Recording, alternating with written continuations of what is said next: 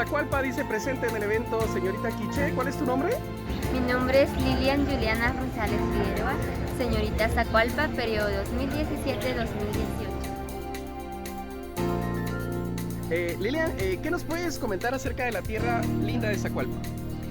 Lo que pasa en Zacualpa tiene centros turísticos muy hermosos, lugares para visitar, donde uno se puede relajar y sentirse cómodo. Bueno, pues ya, ¿qué expectativas tienes del evento de señorita Quiché? Expectativas tengo de señorita Quiché, lograr alcanzar una experiencia más en mi vida. ¿Qué le dices al pueblo de Zacualpa para que venga a apoyarte? Yo los invito a que vengan a apoyar a su representación, que ellos confiaron en mí y yo voy a dar lo mejor que están en el campo.